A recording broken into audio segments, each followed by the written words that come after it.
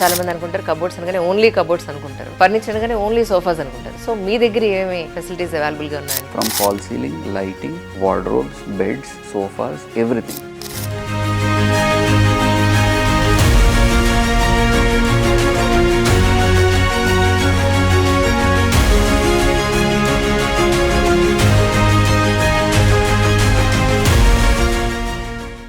మొత్తం రెడీగా చేసి వాళ్ళు వెళ్ళి ఇంకా లివ్ చేసుకునేటట్టుగా వీకెండ్. అంటే మీరు ఇందాక అన్నారు స్టార్టింగ్ లోపల మనం వాడే ఒక చిన్న మెటీరియల్ నుంచి ఒక చిన్న పిన్ వరకు కూడా చాలా క్వాలిటీ అని.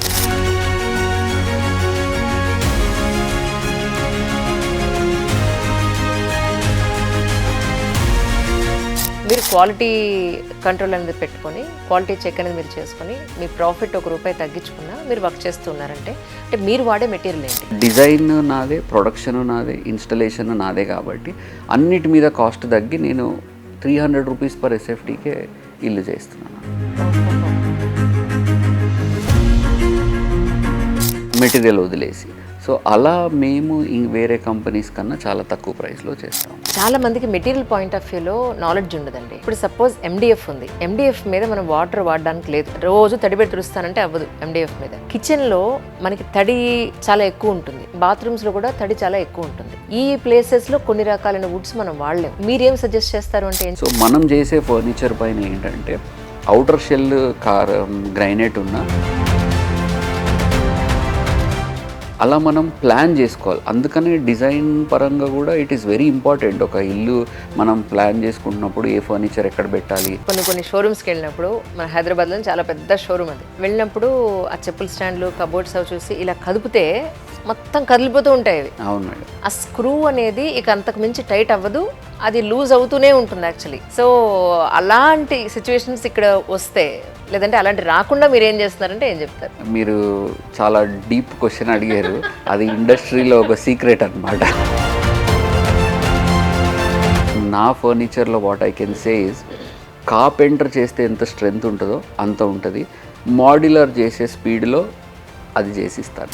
చాలా మంది మా బడ్జెట్ ఇంతేనండి, ఇంతకు మించి మేము పెట్టలేము అని అన్నప్పుడు మీరు కాస్ట్ కటింగ్ చేసుకోవాల్సి ఉంటుంది. అలాగే ఒకవేళ క్వాలిటీ లేని ప్రోడక్ట్ వాళ్ళకి ఇవ్వాల్సిన పరిస్థితి వస్తే మీరు ఏం అడ్వైస్ చేస్తారు వాళ్ళకి? ఓ 30-40 వేల డిఫరెన్స్లో అక్కడ కకృతి చేయొద్దు.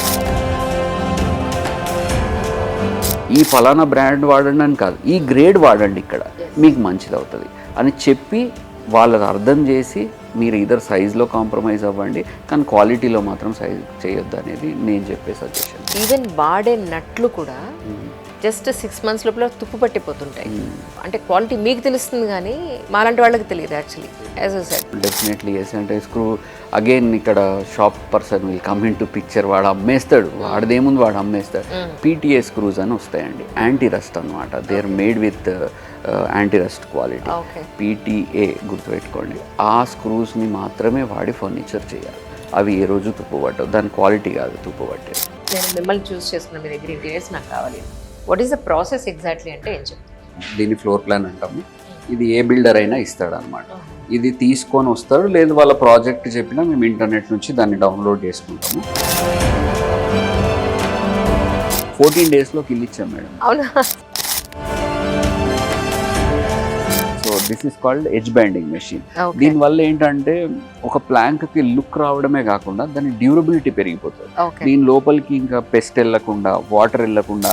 సో మేడం, మన దగ్గర ఒక యూనిక్ మెషిన్ ఉంది. జనరల్లీ ఇది లాస్ట్ ఇయర్ వరకు అయితే ఎవరి దగ్గర లేకుండేది, మొత్తం ఇండియాలో నా ఒక్కరి దగ్గరే ఉండింది. అంటే నేను దీని గురించి చూసినప్పుడు దానికి అంత అట్రాక్ట్ అయిపోయి, లేదు చాలా ఖర్చుతో ఉండేది ఇది మెషిన్. దీని స్పెషాలిటీ ఏంటంటే అండి, కన్సీల్డ్ హ్యాండిల్స్ అన్నమాట. ఇలా గ్రూ చేసేస్తుంది. ఈ మెషిన్ అడ్వాంటేజ్ ఏంటంటే అదే గ్రూ చేస్తుంది, అదే టేప్ వేస్తుంది. ఎడ్జ్ బెండింగ్ అనుకున్నాం కదా, అదే సీల్ చేస్తుంది, ఫినిష్డ్ ప్రోడక్ట్ మనకి ఇస్తుంది. నేను చాలా సోఫాస్ లో కూర్చున్న తర్వాత సంహౌ ఎక్కడో ఆ సిట్టింగ్ కంఫర్ట్ మిస్ అవుతూ ఉంటాం. బ్యాక్ సపోర్ట్ దొరకదు, బాగా స్లాంటింగ్ ఉంటుంది. అదర్వైజ్ ఇలాంటి ప్రాబ్లం మీ దగ్గర రాకుండా ఉండాలంటే మీరు ఎలాంటి? సోఫాస్ లో ఏంటంటే అండి, ఫర్నిచర్ కి కొన్ని స్టాండర్డ్స్ ఉంటాయి. కంప్యూటర్ డెస్క్ ఈ హైట్ లో ఉండాలి, కిచెన్ స్లాబ్ ఆ హైట్ కే చేయాలి, సోఫా ఇంత డెప్త్ ఉండాలి, దాని బ్యాక్ రెస్ట్ ఇంత మూవ్ ఉండాలి. ఇది ప్రస్తుతానికి మనం మదీనాగూడ మై హోమ్ రాకాలో ఉన్నాం. ఈ అపార్ట్మెంట్లో అంటే ఈ గేటెడ్ కమ్యూనిటీలో యాక్చువల్లీ చాలా పెద్ద హైరైజ్డ్ బిల్డింగ్ ఇది. ఇందులో ఎన్ని ఫ్లాట్స్ చేశారండి టోటల్గా? 4 ఫ్లాట్స్ చేశారు. ఇంకెవరైనా అయితే చాలా చేసామని చెప్పుకుంటారు. ఈయన ఎంత హంబుల్ అంటే 4 చేస్తే 4 చేసుకున్నామని చెప్తారు. ఇప్పుడు మై హోమ్ వాళ్ళ ప్రాజెక్టులు ఎన్ని ఉన్నాయంటే వాటి పేర్లు కూడా గుర్తుపెట్టుకోవడం కష్టం. అంటే ఇది ఇప్పుడు ఇక్కడ గ్లాస్ ఇచ్చారు కదా మీరు, ఇది మండాల ఆర్ట్ మేడం. ఏదైనా ఒక వాల్ ని యాక్సెంట్ వాల్ చేసుకుంటాము. ఈ హింజెస్ ఏమవుతున్నాయంటే కొద్ది రోజులకి ఇవి లూజ్ అయిపోవడం, ఇది రస్ట్ పట్టిపోవడం జరుగుతుంది. సో అది మన దగ్గర ఏంటి పరిస్థితి? నికిల్ కోటెడ్ సొల్యూషన్ వచ్చిందండి. నికిల్ కోటింగ్ వేస్తే యాంటీ రస్ట్ అయిపోతుంది. డోర్స్ మాత్రం బ్లాక్ బోర్డ్స్ తోనే చెయ్యాలి. మేజర్ పార్ట్ కిచెన్ పూజ రూమ్ లో ప్లస్ అక్కడ వాడిందే ఇక్కడ కూడా వాడినట్టున్నారు. సింటర్ స్టోన్స్ ఇలాంటి అవే వాడాము. అంటే కలర్ కాంబినేషన్ కోసం నేను బ్లాక్ కూడా వేసి ఉండొచ్చు, కానీ దీని థీమ్ పోతుంది. దీంట్లో ఉన్న ఆ పేస్టల్ లుక్ ఇవ్వాలనుకున్నాను. లైట్స్ వస్తాయండి. డ్రావర్ ఓపెన్ చేస్తే ఆటోమేటిక్ గా లైట్స్ వచ్చేస్తాయి. Okay okay. సో ఇప్పుడు మనం బెడ్రూమ్ కి వచ్చాము. మాస్టర్ అంటే ఇప్పుడు ఈ కాన్సెప్ట్ అంతా మన దగ్గరే దొరుకుతుంది. అంతే మేడం. ఇదంతా కూడా మీకు డిజైన్ చేసి చూపిస్తాం. అయితే ఇప్పుడు వీళ్ళు మధ్యలో ఇది ప్లాన్ చేసుకున్నారు కదా, ఇది ప్లానింగ్ ఎప్పుడు చేయాలంటారు యాక్చువల్గా? కానీ దీనికి ప్రొవిజన్ ఇవ్వాలి. హ్యాంగ్ చేసుకోవడానికి హుక్స్ అంతటా ఉండవు కదా, సో అది ఆడ్గా ఏదో రాడ్ వేసేసి కట్టేసి అలా ఉండకూడదు.